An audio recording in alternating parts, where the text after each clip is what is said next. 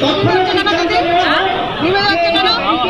তা আমাদের যে শান্তিপূর্ণ আন্দোলন, সেই আন্দোলনের স্পিরিটের সাথে অত্যন্ত অপমানজনক। সেই জন্য আমরা অবস্থান বিক্ষোভের একটা সিদ্ধান্ত নিই। এই সিদ্ধান্তের পাশাপাশি স্থানীয় বাসিন্দা, ব্যবসায়ী এবং সর্বোপরি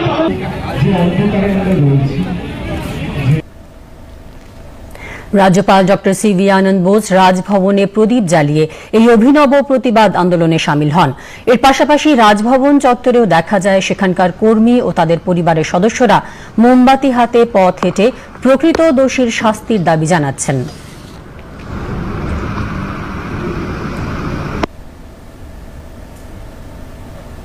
আরজিকরে গতরাতে মোমবাতি জ্বালিয়ে প্রতিবাদ কর্মসূচিতে সামিল হয়েছিলেন নির্যাতিতার বাবা ও মা। মঞ্চ থেকে তারা জানালেন তাদের অভিজ্ঞতার কথা। আজকে তার এত দিনের স্বপ্ন, এবং আমি যে 62 বছর ধরে যে স্বপ্ন তিন করে গড়ে তুলেছিলাম, একটা রাতের মধ্যে আমাদের জীবনটা পুরো উলটপালট করে দিচ্ছে। আমার মনে কতগুলো প্রশ্ন এসছে, আমি শুধু মিডিয়ার কাছে সেই প্রশ্নগুলোই রাখি। পুলিশ আমরা এখন জানতে পারছি আরজিকর যে আউটপোস্ট আছে, তারা 10 মিনিটে আমার মেয়ের এইরকম পরিণতি খবর পায়, কিন্তু তারপরে কিন্তু ওরা কোনো আমার মেয়ের কোনো শারীরিক পরীক্ষা করেনি। যেটা প্রথম কাজ ছিল সেটা কিছু করেনি। দ্বিতীয়টা, বেলা 11টার সময় আমাদের জানানো হয় আমার মেয়ে আত্মহত্যা করেছে। তারা কোনো মেডিকেল টেস্ট করবো না, আগেই তারা বলেছিল আত্মহত্যা করেছে। ঠিক আছে, কেন করেছে এটা, সেটা তারাই জানে, তারাই উত্তর দেবে। আমাদের মেয়েকে দেখতে আমরা যখন হসপিটালে আসি 12টা 10 মিনিটে, আমার সেই মেয়ের মুখ দেখতে 3 ঘন্টা 3.5 ঘন্টা ওই সেমিনার হলের বাইরে আমাদের বসিয়ে রাখা হয়, এবং মেয়ের মা মানে অভয়ের মা পুলিশের হাতে পায়ে ধরতে শুরু করে। ভেতরে তখন লোকজন করছে, আমাদের কিন্তু ভেতরে উঠতে হবে। কি কারণে এই প্রশ্নটা আমাদের করতে হয়। পোস্টমর্টম করতে হাসপাতালে দেরি করলো কেন? পোস্টমর্টম তো সর্বনিম্ন 4-5টার মধ্যে দেওয়া উচিত ছিল, কিন্তু দেখা গেল 6টার আগে পোস্টমর্টমটা হলো, 6টা থেকে শুরু হলো। আমি এফআইআর করলাম তাড়াতাড়ি। কি হলো, আমি 6:30 7টার মধ্যে এফআইআর করলাম। আমার এফআইআর এর রেজিস্টার হলো কখন? 11:45 পরে দেখতে পাচ্ছি। ডাক্তার এখানে এত ডাক্তার থাকা সত্ত্বেও, এত কিছু জানার পরে পুলিশ একটা আনন্যাচারাল ডেথ কেস করলো, দায়ী করলো। কি কারণে? হাসপাতাল কর্তৃপক্ষ পুলিশ কেউ এফআইআর করলো না, যেটা সবার আগে দরকার ছিল, করেনি। 12টা থেকে বিকাল 7টা পর্যন্ত আমরা আরজিকর হসপিটালে পৌঁছেছিলাম, কিন্তু হাসপাতাল কর্তৃপক্ষ এবং ঊর্ধ্বতন কর্তৃপক্ষ কেউ আমাদের সঙ্গে ঠিক কথাও বলেন। এখানেও একটা আমার প্রশ্ন, আমার মেয়ে মারা গেছে, ফসলের যে খরচ, সেই খরচটা ফ্রি করে দিচ্ছে কারা? আমরা জানতে পারিনি, কিন্তু আজ পর্যন্ত কেন করা হয়েছে? কেন আমার মেয়ে আপনার খুব কষ্ট হয়েছে, লাস্ট শেষ সময় তো ভেবে গেছে যে আমার ভাবি এই কোটি টাকা ভাবি খরচা করতে পারবো না। কি মর্মান্তিক ছিল সেই দিনটা আমার কাছে। এই প্রশ্নের উত্তরটা আবার কে দেবে? আমার মেয়ের সেই যে চিৎকার, সেই সেদিন 8 তারিখে সেই কান্না, সে যে মামলা করে কত কেঁদেছিল, সেই কান্না আমি এখনো ভুলতে সেদিন শুনতে পাইনি, কিন্তু প্রতি রাতে সেই কান্নার প্রতিধ্বনি আমার ঘুম কেড়ে নিয়েছে। এবং আমি চাই যারা আমার মেয়ের এই যে ঘটিয়েছে তারাও যেন আমার মতো ঘুম হারা হয়, তারা যেন আমার মতো প্রতিনিয়ত এই কষ্টটা পায়। তাই আমি এই সবাইকে বলবো, আমি যতদিন আমার মেয়ের বিচার না পাই ততদিন যেন তারা আমার পাশে থাকে এবং এই আন্দোলন চালিয়ে যায়। আরজিকর কাণ্ডে রাজ্যের দিকে দিকে প্রতিবাদ অবিরাম। এরই মধ্যে জুনিয়র ডাক্তারদের মানবিক মুখ দেখা যাচ্ছে অনেক জায়গায়। রোগীদের চিকিৎসা করছেন তারা নিজ উদ্যোগে। অভিনব প্রতিবাদ দেখা গেল মালদা শহরে। ইন্ডিয়ান মেডিকেল অ্যাসোসিয়েশন সংগঠনে 2 শিশু রোগ বিশেষজ্ঞ চিকিৎসকের ভূমিকায় প্রাইভেট চেম্বারে রোগী দেখার সময় লেখা প্রেসক্রিপশনেও থাকছে বিচারের দাবি। অপরাধ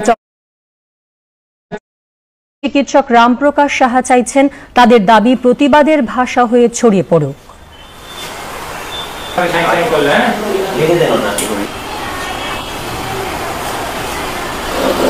আরজিকরের যে নিন্দনীয় জঘন্য ঘটনা আমরা দেখেছি, তারপর থেকে আমরা অনেকেই নিজেদের মতো প্রোটেস্ট চালিয়ে যাচ্ছি।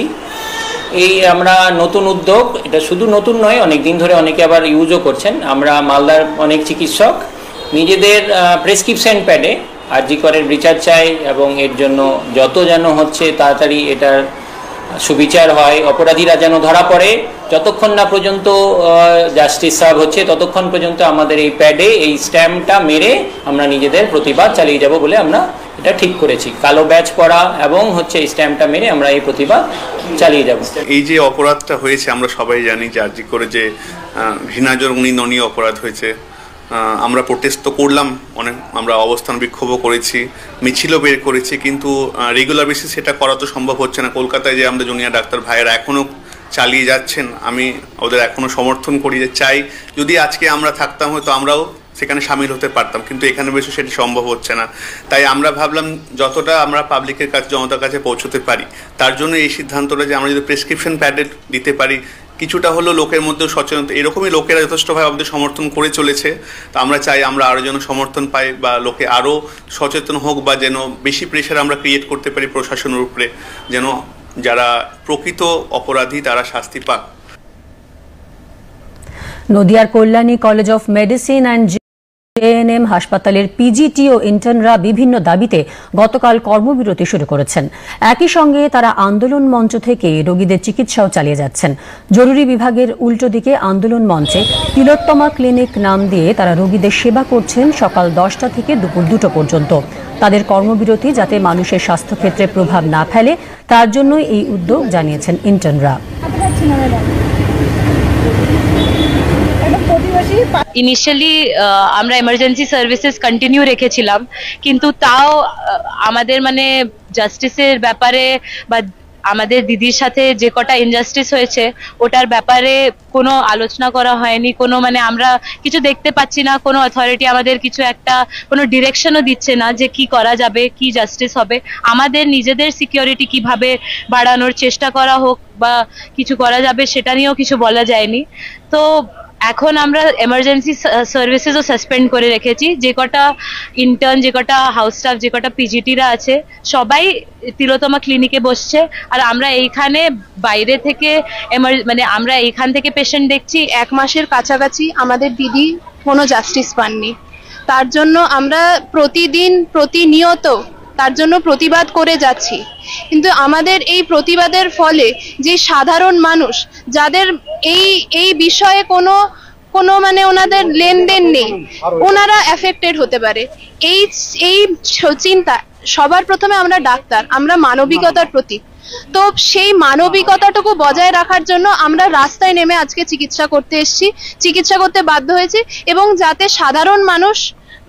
সাধারণ মানুষের স্বাস্থ্যের উপর কোনো এফেক্ট না পড়ে। এই পরিষেবা পেয়ে খুশি রোগী ও তাদের পরিবাররা।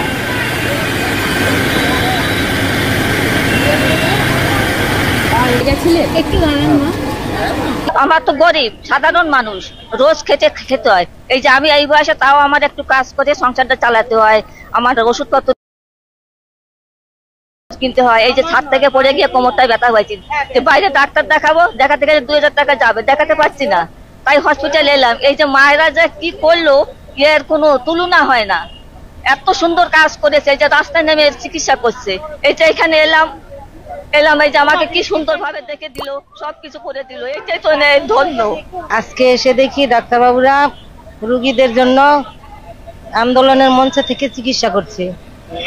আমাদের ভগবানের পরে যদি কেউ হয়ে থাকে সে ডাক্তারবাবুরা।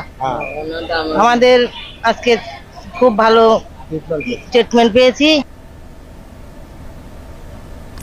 আরজিকর কাণ্ডের প্রতিবাদে পথে নেমেছেন দৃষ্টি প্রতিবন্ধীরা, তাদের সঙ্গে যোগ দিলেন অন্যান্য দিব্যাঙ্গজনও। পুরুলিয়ার মানবাজার মহকুমা শহরে এই প্রতিবাদ মিছিল থেকে ঘটনায় জড়িতদের দৃষ্টান্তমূলক শাস্তির দাবি তোলা হলো।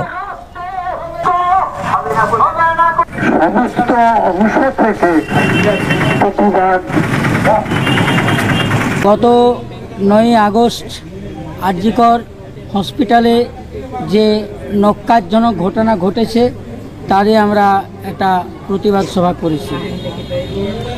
দাবিটা কি তোমাদের? আমাদের দাবি হচ্ছে যারা এই ন্যক্কারজনক ঘটনাটা ঘটিয়েছে তাদের দৃষ্টান্তমূলক শাস্তি চাই। আরজি করে যে ঘটনা ঘটেছে এই ঘটনার ফলে আমরা পথে নেমেছি। এই ঘটনায় যে ঘটনাটা ঘটেছে সেই ব্যক্তিগুলো শাস্তি চাই। আমাদের বড় মা বোন আছে, এই বাধ্যই আমরা আজকে পথে নেমেছি। আরজিকর কাণ্ডে সিবিআই হেফাজতে থাকা সন্দীপ ঘোষের ঘনিষ্ঠ হিসেবে বারবার উঠে এসেছে বিরূপাক্ষ বিশ্বাসের নাম। এর আগে তাকে বর্ধমান মেডিকেল কলেজ থেকে দক্ষিণ 24 পরগনার কাকদ্বীপ মহকুমা হাসপাতালে বদলি করা হয়। স্বাস্থ্য দপ্তরের নির্দেশ জানার পরই গতকাল ডায়মন্ড হারবার মেডিকেল কলেজের জুনিয়র ডাক্তাররা জেলার মুখ্য বিরূপাক্ষ বিশ্বাসকে কোনো মতেই এই স্বাস্থ্য জেলার কোথাও যোগ দিতে দেওয়া হবে না।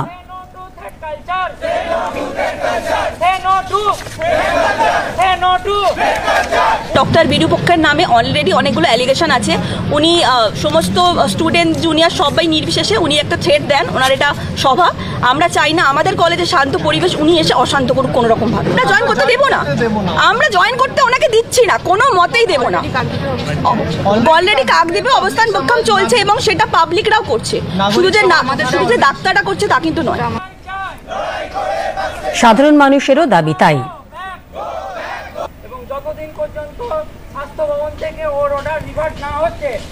এখানে নোটিশে এসছে যে বিরূপাক্ষ বিশ্বাস, যে এই তিলোত্তমা বা নির্যাতিতা যাকে নিয়ে আরজি করের এই নির্যাতিতার বিভিন্ন তথ্য প্রমাণ লোপাট করার জন্য দুর্নীতির সঙ্গেও যুক্ত, তাকে পরিষ্কার ছবিতে দেখা যাচ্ছে। তাকে নাকি এখানে সুপারে জয়েন করার জন্য ওখান থেকে পাঠানো হয়েছে রিলিজ করে কাকদ্বীপে।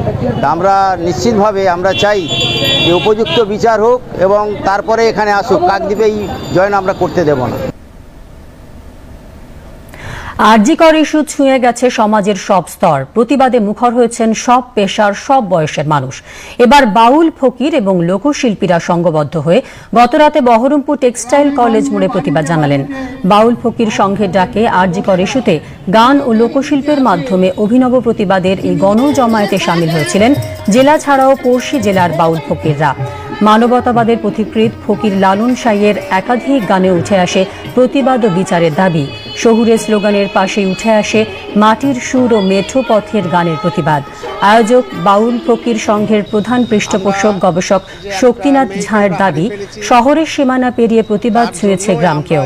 গান দিয়ে আমরা যাতে তাদের শাস্তি হয় এটাই আমরা গানের জন্য তুলে ধরেছি। উত্তরবঙ্গ মেডিকেল কলেজ ও হাসপাতালে ধুন্ধুমার। টিএমসিপি ইউনিটের বিরুদ্ধে উত্তরবঙ্গ মেডিকেল কলেজ হাসপাতালে জুনিয়র চিকিৎসক ও পিজিটিদের ওপর থ্রেট কালচার চালানোর এবং ডিন সন্দীপ সেনগুপ্তর বিরুদ্ধে তাদের সহযোগিতা করার অভিযোগে জুনিয়র ডাক্তাররা সরব হলেন। এই কারণে মেডিকেল কলেজ হাসপাতালে সুপার ইন্দ্রজিৎ সাহা এবং রোগী কল্যাণ সমিতির চেয়ারম্যান গৌতম দেবের সামনে বিক্ষোভ দেখায় জুনিয়র ডাক্তাররা। পড়ুয়াদের একাংশের অভিযোগ, এই কলেজেরই পড়ুয়াদের কেউ কেউ দেখে নেওয়ার হুমকি, এমনকি প্রাণে মারার হুমকিও দিচ্ছে।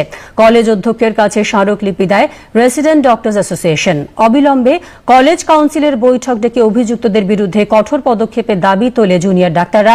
পাশাপাশি আরজিকর কাণ্ডে চর্চায় আসা চিকিৎসক অভিক দেকে এই কলেজে ঢোকা নিষিদ্ধ করার দাবিও তোলেন তারা। আমি না কারুর চারানা পয়সা খাই না কিছু করি, রাদার আমি অনেককে বই কিনে দেওয়া থেকে শুরু করে সেবামূলক কাজ করি। আমি চারানা পয়সাও কারুর নিইনি এবং এগুলোর সাথে আমার কোনো যোগাযোগ নেই। এটুকু আমি বলতে চাই যে আমাকে একটা কথা বলো, তোমরা যারা নর্থ বেঙ্গলের এক্স স্টুডেন্ট অনেকেই আমাকে এক্সাম হলে পছন্দ করে না। কেন? আমি ঢোকা মানে ঘাড় ঘোরাতে দিই না স্যার, ঘাড় ঘোরাতে দিই না, আমি ঘাড় ঘোরাতে দিই না। আমি এক্সাম হলে ঢুকলে আমাকে এক্সাম হল থেকে বার করার জন্য ফোন আসে। ধর্মতলায় বিজেপির ধর্ণা কর্মসূচির আজ অষ্টম দিন। গতকাল দিনভর নেতাকর্মীদের উপস্থিতিতে সরগরম ছিল চত্বর। ভাষণে মুখ্যমন্ত্রীর ইস্তফা থেকে আরজিকর কাণ্ডে দ্রুত বিচারের দাবির কথা ওঠে বারবার। বিজেপি রাজ্য সভাপতি কেন্দ্রীয় প্রতিমন্ত্রী ডক্টর সুকান্ত মজুমদার রাজ্য সরকার এবং শাসক দলের সমালোচনায় মুখর হন। জেলার সাধারণ সম্পাদক এরা এতদিন এদের মধ্যে ঘুরে বেড়াচ্ছিলেন। মাননীয় মুখ্যমন্ত্রী, সেই আমরা বলছি যে আরজিকরের ঘটনা কোনো বিচ্ছিন্ন ঘটনা নয়। আরজি করের ঘটনা একটা সিস্টেমিক ফেলিওর, আর এই ফেল সিস্টেমকে তৈরি করেছে তার নাম মমতা বন্দ্যোপাধ্যায়। সেই জন্য আমাদের দাবি এক, দফা এক, মমতার পদত্যাগ। যতক্ষণ না সেটা চলবে আমরা ততক্ষণ আমাদের এই আন্দোলনকে সামনের দিকে নিয়ে যাবে। এই রাজ্যটাকে মমতা বন্দ্যোপাধ্যায় সব দিক থেকে শেষ করে দিয়েছে। আজকে শিক্ষাতে যান, শিক্ষার চরম অবস্থা, বছরের বছর রিক্রুটমেন্ট বন্ধ। আমাদের বন্ধুরা গানের মধ্যে এই বাংলা তোমার বাপের নাকি, রাজ্যটা তোমার বাপের নাকি, যাতে বলেছে এক জায়গা থেকে কোথাও 20 কোটি, কোথাও 25 কোটি, কোথাও 30 কোটি। আমাদের শিক্ষামন্ত্রী জেলের ভেতরে, আমাদের খাদ্যমন্ত্রী, প্রাক্তন খাদ্যমন্ত্রী জেলের ভেতরে, এবং আমি ভবিষ্যৎবাণী করছি আমাদের স্বাস্থ্যমন্ত্রীও জেলের ভেতরে ঢুকবে, মমতা বন্দ্যোপাধ্যায় জেলের ভেতরে যাবে। রাত 9টা বাজতেই ধর্ণা মঞ্চের আলো নিভিয়ে দেওয়া হয়। জাতীয় পতাকা হাতে নিয়ে মশাল জ্বালিয়ে প্রতিবাদে সামিল হন সুকান্ত মজুমদার সহ নেতাকর্মীরা।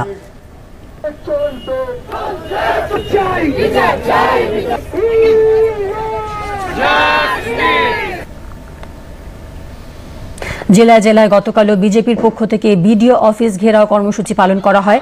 রাজ্যের মহিলাদের ওপর ক্রমাগত অত্যাচার এবং আরজিকর হাসপাতালে নিহত তরুণীর বিচারের দাবিতে ব্লকে ব্লকে ধর্ণা অবস্থান করে বিজেপি কর্মী সমর্থকরা।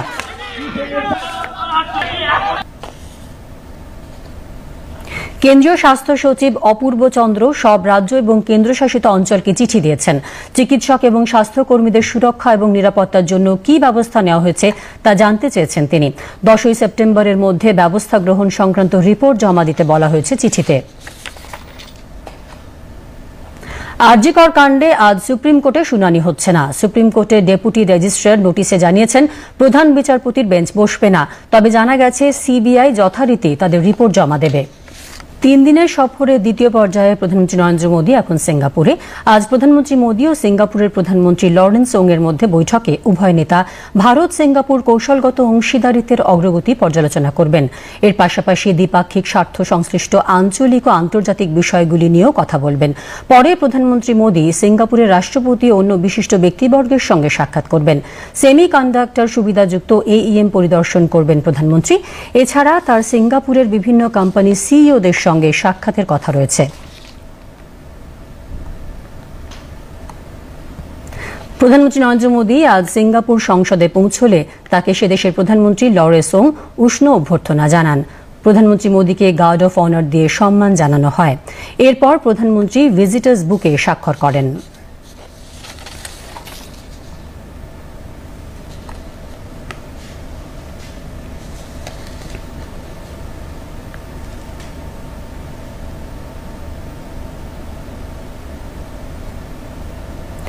প্রধানমন্ত্রী নরেন্দ্র মোদী গতকাল হোটেলে পৌঁছতেই আন্তরিক এবং উষ্ণ অভিনন্দন জানান সমবেত মানুষজন। তাদের সঙ্গে আলাপচারিতায় যোগ দেন প্রধানমন্ত্রী। 6 বছর পরে নরেন্দ্র মোদী সিঙ্গাপুর সফরে গেলেন।